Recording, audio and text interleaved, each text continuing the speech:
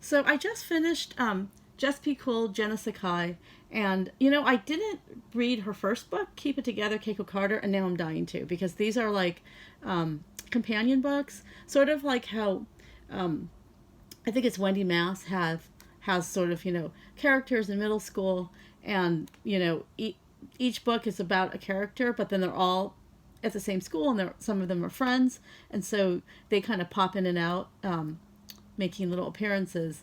But it's not necessarily a sequel. You can read them all out of sequence. Like, for example, I read this out of sequence, and it still completely makes sense. But it does make you want to read the first book because there's definitely something that happened in the first book that is now why Jenna is friends with Keiko. So that isn't the main part of the story, but it definitely makes you want to go read. It's almost like getting layers of gossip, like, oh, what happened? And so in this book, Jenna Sakai is in middle school, and she's broken up with her first ever boyfriend. She's in seventh grade, like halfway through seventh grade. She's Japanese American. He's white, but it's not really about that. It's about this relationship. It ended, and she's sort of going about her life, and like she's not super affected. I mean, like obviously the first breakup is hard on her, but she's like she's kind of doing okay. She has a lot of stuff she's interested in. She's very much interested in journalism, and so she has this really great journalism class, and is thinking about journalism like in high school and perhaps even further out in terms of a career aspect. But there's other stuff going on in her life, like her parents have recently split up, and that's been really hard on her. Her best friend is always busy, and then her ex-boyfriend, who she met in her journalism club, is also like like those two. They are both the two best journalists, and now there's a scholarship. That's a decent chunk of money that they're both competing for. Like they're both competing for it, like going at it pretty hard. And so she's feeling like financial pressures because of the divorce. She's feeling like maybe she had something to do with the divorce, and so on top. So as a result, she is sort of withdrawing and like trying to separate herself, give herself a little bit of space, and she finds this pretty cool diner that no one seems to know about in her town that has this Broadway theme. And so like the food has all Broadway themed names, and then the owner, who's also the waitress, will sing some Broadway songs when you order certain items. And so it's like this kind of amazing find that's like a sanctuary for her. But there is another student in her school who's Japanese American, also Rin Watanabe, who also starts hanging out there, and they end up in the same booth.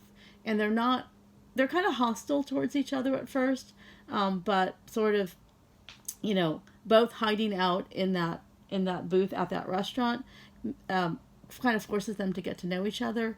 And then from that, the plot thickens, because Rin clearly is like a really good artist, and she's a doodler. She's a very good writer, but she's also a doodler, and her friends are all like, you're an amazing, like your art is so kawaii and cute, and manga, like you seem so talented. And she's kind of like, no, it's not really. But Rin Watanabe is definitely like, he's just an artist, like he's constantly drawing, and at first he's literally barricaded himself from her by literally putting up a wall of books while he draws so she can't see it. But you can also see literally and figuratively the walls come down as they keep ending up in this booth and talking to each other.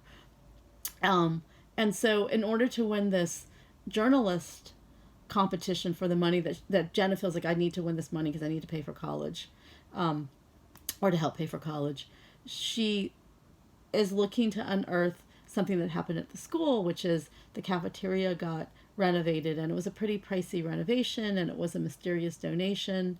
And so all that sort of crashes together with Rin Watanabe's family, her journalism,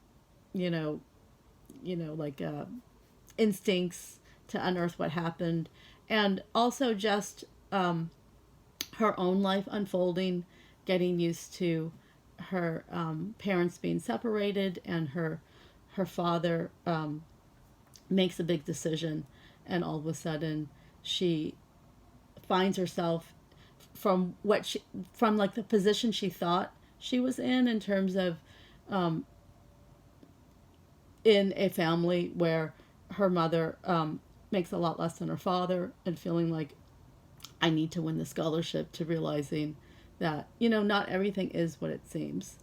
And so it's just it's like a really great, like, sort of coming of age story, but Debbi Michiko Florence has steeped it in Japanese American culture just very subtly, and I really appreciated that, because it's not the point. The point of the story is not that she's Asian at all, but then there's just little bits from her culture that seep in, like she might go to the Japanese National American Museum with her mom, because they live in Southern California and that's in Los Angeles, and I was like, hey, I know that museum. I used to go there with my mom, and she's into manga and Miyazaki.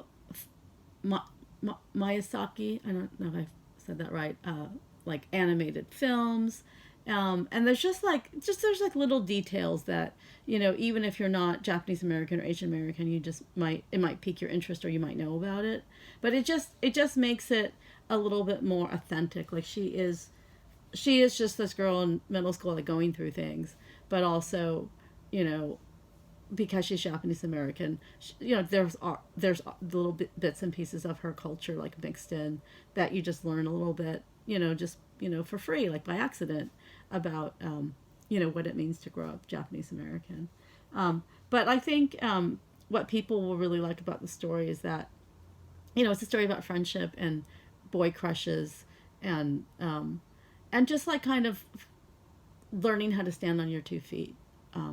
It like in a like in a middle school environment where it's kind of all about your friends and your relationships, and what if your friends are not doing the same things that you are, and how do you sort of find yourself and be your own person in that kind of middle school environment, which is it's like a big question, and it kind of follows kids as they go from middle school to high school to college and beyond.